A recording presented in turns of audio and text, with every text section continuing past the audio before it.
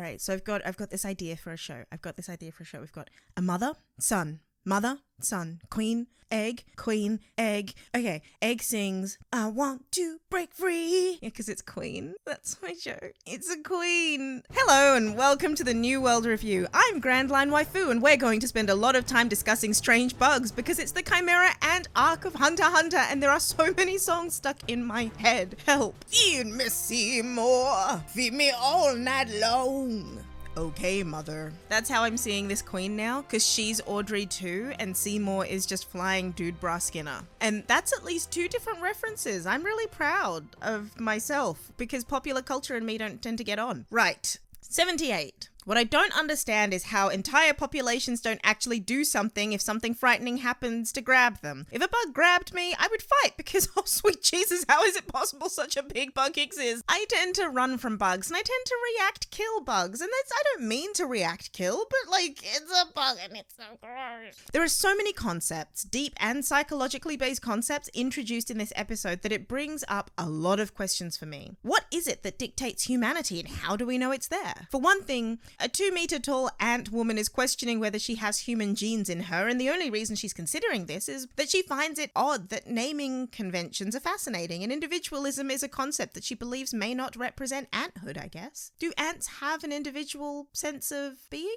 Apparently they do now. My first thought about all of this is, how does an ant queen get to be 2 meters tall without human genetics? What else could they have eaten and still look vaguely like an ant, but like with kind of creepy pectoral boobies? Where are the rest of her kind? How did she get to be 2 meters and wash up entirely alone? Like, how do you, how is that not something that's come up before? Why have we not heard about this being an issue? What incredible coincidence that the place she washes up is one with absolutely no technology to deal with it, apparently, unless the king hears about it and decides that he's the only one allowed to have technology. I also love that the immediate thought by this new bug race is that the humans are a resistance force, which makes sense when you consider that actually all their previous experiences with it were bug people just taking farmers and villagers and children. I wonder what this ant king and his guards will look like. We've got good setup for hunters to become very nutritional food, since the behavior of a kid came into play in the sense that he remembers his mum and his deep convictions of care for his sister. It's not beyond reasoning that if Kite or the beast hunter guy from the exam, or Ponzi, whatever her name is, get eaten, we'll end up with hunter powerful creatures, which probably relate to the butterfly people in the opening credits. We're in a situation where if they lose a battle against these creatures,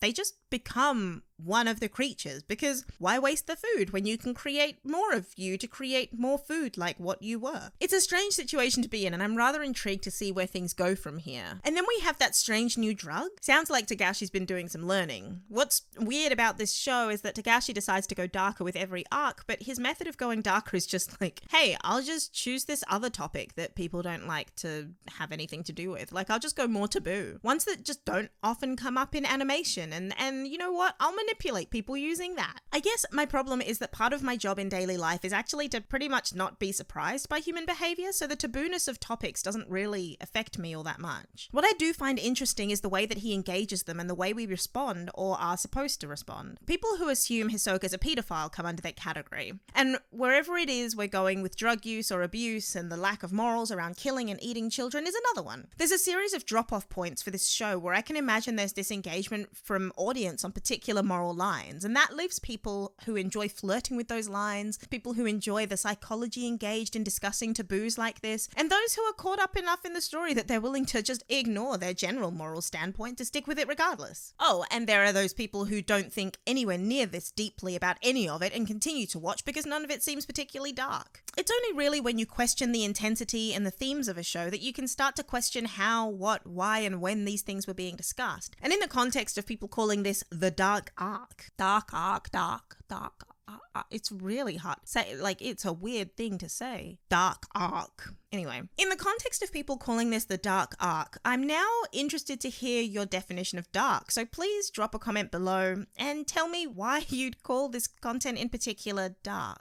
Beyond all this, the idea that there's any point to the kids running if Kite comes to harm seems strange. If Jing has been keeping an eye on what Gon does all this time and putting things in place for Gon to engage with, it stands to reason that Jing would in fact judge him for leaving Kite behind. Like his name, Gon is now tethered to Jing's mentee. Even if Jing doesn't actively care about Kite beyond having someone who can do things for him, Gon has to protect that connection to his father. Killwa's assertion that he's all about impulse is actually laughable, and I did laugh out loud legitimately at that thing that he said, because he likes to put forethought into almost literally every action. But he's right about one thing. Gon would do what is necessary in the moment, so there's not much point to him steaming about it now. Speaking of which, I'm ready to steam over the next episode, so let's get into it. Episode 79, which I'm going to call The Development of a Society. Important things need names, so the Queen is going to name the guards herself, which is something of significance. So I guess they don't get to be creative with the names they decide for themselves. And that's a whole new interesting scenario that Togashi's cooked up here, really. We're watching the quick development of a new society with the people beginning to realize that they are what they eat. They've grown from hunting and gathering to questioning food quality standards, ethical standpoints on which they should be left to grow and ripen, whether food should be free range or bred for slaughter, and whether the Queen is willing to give time to that. It's all actually quite an interesting experiment when you think about it, and it seems that they've developed faster than,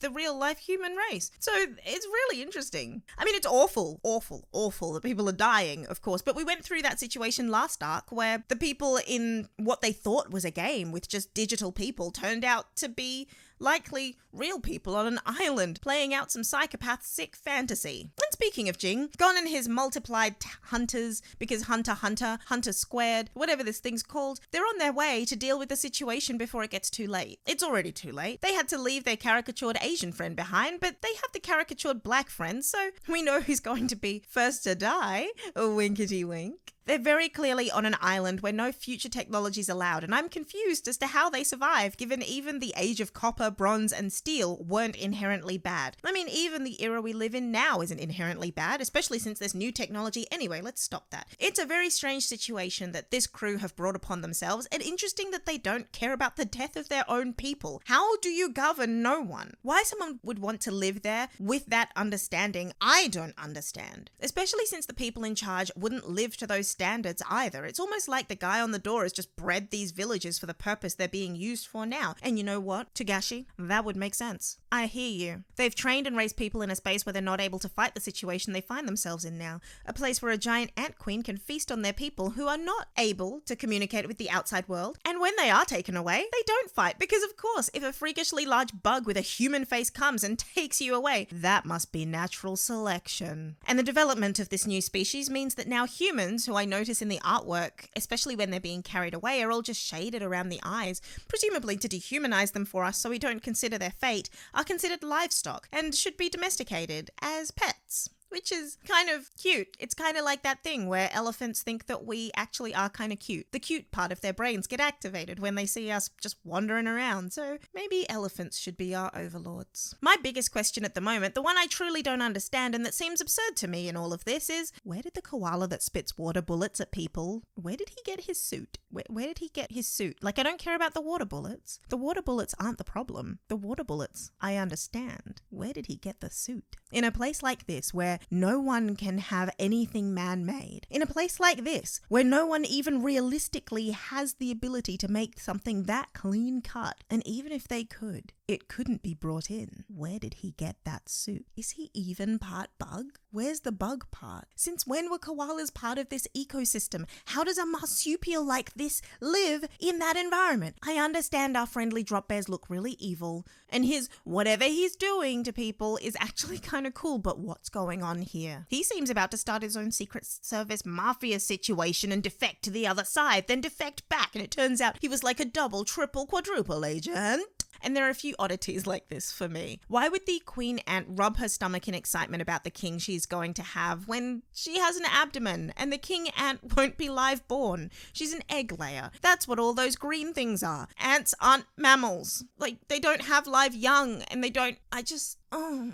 Also, they're in giant trees that are carved out to be the limits of land. Where is their power coming from? There are so many issues with this episode. There are so many issues with this society. How are they doing cavity searches with MRI and X-ray? How is it possible to be so hypocritical? I have so many more issues with the political structure that enables this behavior than the up-and-coming bug overlords coming to eat their way to victory. Maybe the bugs are the better options. And maybe that's the point Togashi's trying to make. I don't know. I'm just angry at this political structure. That, to me, is the dark side of this arc. That all these bugs can be developing at such a rapid pace and becoming such fully fledged and rounded out creatures, while the humans have been forcibly pushed back in time and stripped of time-appropriate materials. Oh, and these bugs. Their name choices for themselves is actually kind of adorable, if I'm honest. How come we've seen the brother come on out, but not the sister? What happened to her? There's a bit of a skew going on, where we see certain kinds of personalities surviving through death and into the bug they become. Why is it that some of these bugs are wearing clothes? Are the clothes a part of their actual biology? Does the koala guy,